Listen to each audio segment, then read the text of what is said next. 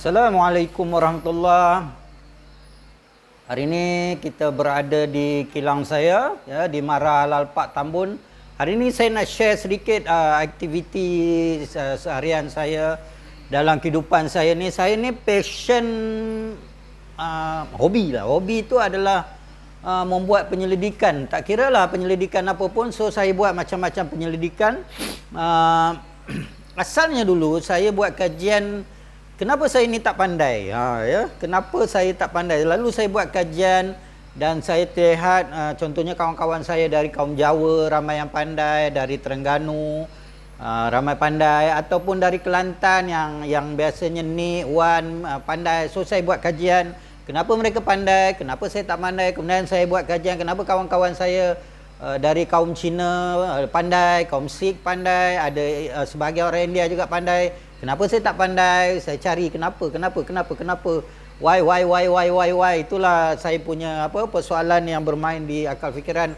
Kemudian saya kaji China, how China develop their nation, Jepun, contohnya lagi Aryana, Iran contohnya, ya, Brahmin di India tu. India ni dia ada komposisi di India bangsa. So kalau kita tengok yang hebat-hebat tu kebanyakannya adalah Brahmin atau Pashtun, ya, sebenarnya. Jadi saya juga buat kajian tentang kepintaran kaum Yahudi, ya, Bani Israel, kepintaran kaum Quraisy, ya, Arab dulu yang hebat-hebat tu. Saya buat kajian-kajian lama, saya hasilkan formula. So saya apply formula tu, how to develop my brain, how to develop my children's brain. So betul kita panggil brain development. Kemudian saya buat lagi kajian macam mana nak occupy keseluruhan otak, kita panggil total brain development. Ini berdasarkan teori-teori Engku Aziz, ya, teori brain development, teori total brain, kemudian high speed brain, kemudian art of innovation. Jadi so ini saya berada di kilang saya kecil saja, tak luas. So kita fokus kepada penyelidikan, macam-macam penyelidikan yang saya buat, history juga saya buat penyelidikan, menjelajah ke gua-gua, ke tempat-tempat bersejarah macam-macam. So kita buat kajian banyak tentang sejarah. Saya juga buat kajian tentang pertanian, tentang fertilizer, macam mana nak jimatkan duit, macam mana nak buat baja sendiri, organik, kimia, ya. Saya juga buat kajian bakteria teknologi, ya, daripada yang sekecil-kecilnya sampai sebesar-besarnya. Bakteria teknologi metrik, bakteria teknologi medical, bakteria teknologi, itu semua saya buat. So hari ini saya nak share sikit kajian-kajian saya, ya. So daripada teknologi kajian tu saya dapat buat biogastrik, iaitu macam mana kita nak hilangkan redakan gastrik kita dalam 1 minit saja. Kita minum 1 tutup ni, ya, minum 1 tutup, kita tak perlu simpan dalam chiller, dalam peti ais. So 1 tutup saja sudah melegakan gastrik kita in 1 minute, ya, in 1 minute. So contoh lagi adalah ini semua kajian saya, bioasma, macam mana nak cegah kita daripada kena asma. Bukan maksudnya dah kena attack tu kita kena minum kita kena spray inhaler kan, tapi ini mencegah daripada kena attack, serangan. So kita minum 1 tutup sehari, lebih kurang, atau sekali-sekali kita minum. Itu contoh-contoh. So saya juga buat brain booster. Ini contoh brain booster yang saya bagi kepada anak-anak saya. So mereka boleh bawa asrama ni, minum 1 tutup saja sehari, dia boost brain, ya. Saya juga guna ni, isteri saya guna brain booster. So ini adalah contoh minuman yang kalau kita minum, bukan minum banyak, maksudnya kita minum sikit saja, sekucawan, dia akan menyebabkan badan kita tak berbau masam lah. Ketiak kita bekerja tak masam, tak bau tengik, bau ketiak yang orang bekerja tu kan. So kita minum sikit saja. So ini juga adalah kajian saya. So antara the latest kajian saya iaitu saya menghasilkan kol tamar. Biasa kita hasilkan, kita nak makan tamar yang masam kan, yang manis kan di bulan Ramadan. So saya menjual tamar yang masam.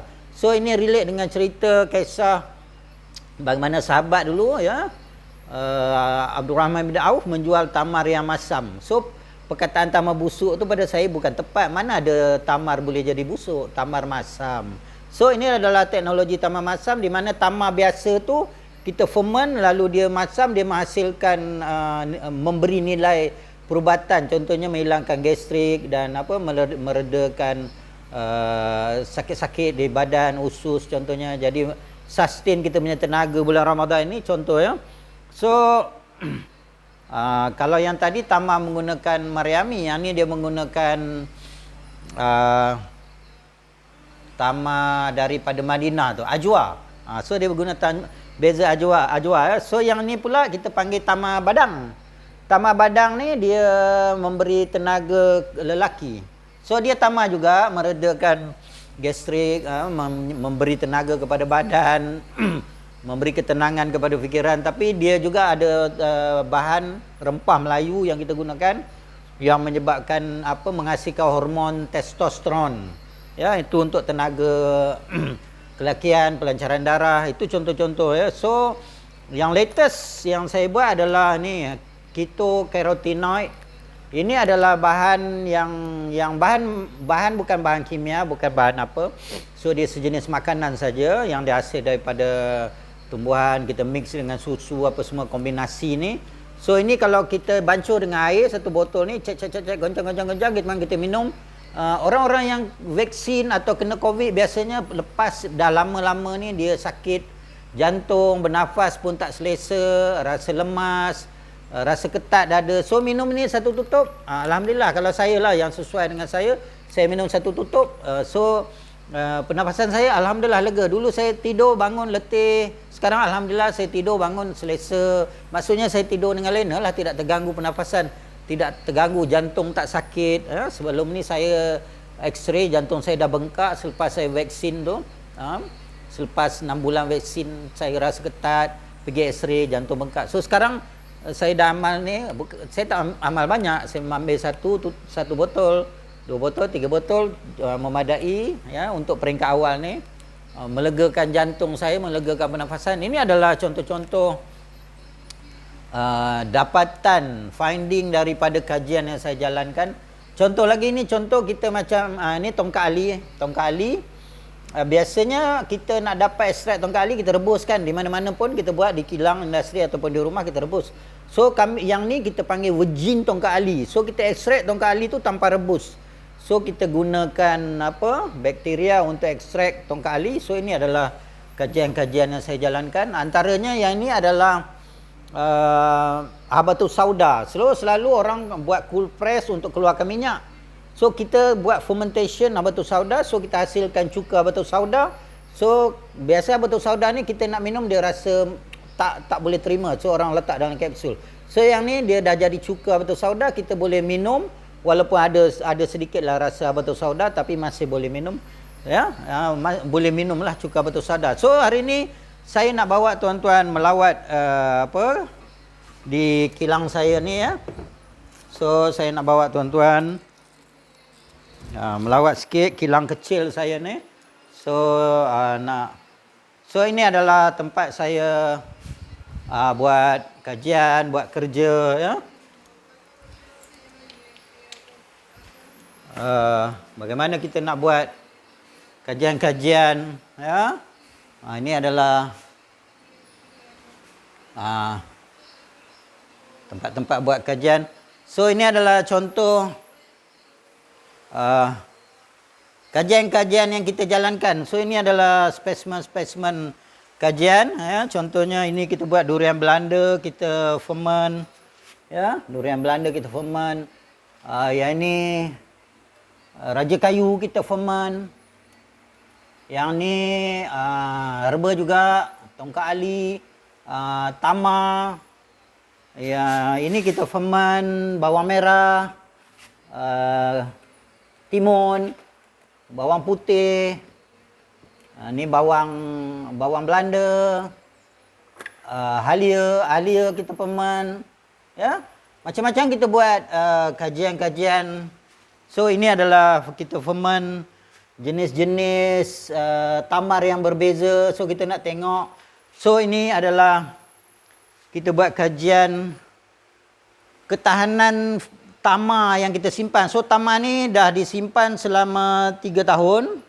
3 tahun. So kita nak tengok ini adalah kajian untuk akhir zaman, fasa akhir zaman, macam mana kita nak mendepani zaman Dajjal, macam mana kita nak simpan makanan. So contohnya macam tamar ni. So tamar adalah makanan lengkap yang tanpa makanan lain manusia boleh hidup sihat. Kalau kita simpan beras contohnya, beras tak boleh tahan lama, tapi kalau dia boleh tahan pun dia hanya membekalkan karbo, so badan kita tidak cukup sihat untuk sustain dengan beras, dengan nasi ya, pada fasa-fasa yang panjang. Tapi dengan tamar dia cukup, maksudnya kalau kita tak ada makan apa-apa pun cukup tamar. So biasanya tamar ni kalau kita makan, katalah dalam darurat, kita makan sebiji pagi, sebiji malam. So maknanya kalau kemarau itu 3 tahun, ada lebih kurang 1000 hari, kita perlu 2000 biji seorang kita simpan. So kita simpan macam ni, sekarang dah 3 tahun, masih cantik, masih elok, masih boleh makan. So ini adalah antara kajian-kajian yang saya jalankan. So ini tamar-tamar yang berbeza ya, ada tamar. So ini kita mix tamar dengan fermented tamar dengan habatus sauda yang kita buat kol habatus sauda tadi. So ini adalah tamar royal daripada Iran, kita buat kajian Royal Palm Al Madinah daripada Iran. So kita buat kajian di sinilah ya, macam-macam kita buat. So ada finding kita tu, itulah yang kita finding yang kita dapat. Antaranya kemudian kita ada yang kita pasarkan, contohnya macam ni kan, tamar kol. Tamar kol ni dia maksudnya tamar yang dimasamkan. So biasa kita dengar kol tamar kan. So kita dalam produk ni contohnya tamar tu kita ferment, dia jadi tamar kol, tamar masam, maksudnya kol tu maksudnya cuka lah dalam bahasa Arab.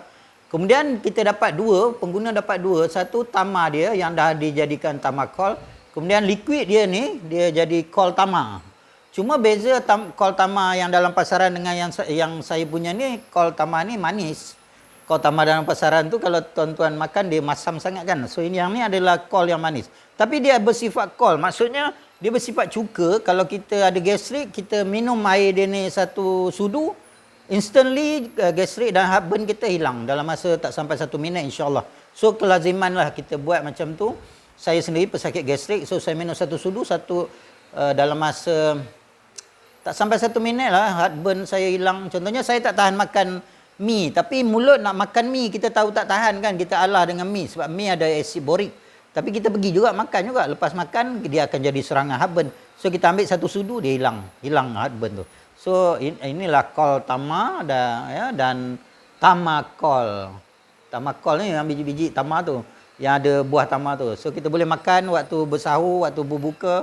Dia memberi tenaga constantly kepada tubuh kita walaupun kita berpuasa, tak letih, tak dahaga. So ini adalah teknologi yang saya bangunkan di sini. InsyaAllah kita tak boleh jumpa di tempat-tempat lain di dalam dunia. Ini adalah innovation kita yang pertama dalam dunia setakat ini. Tapi pertama dalam dunia pada zaman ini. Sebenarnya zaman Nabi dulu ada. Cuma teknologi itu orang sudah hilang. So saya just reveal balik teknologi Anbiya tu.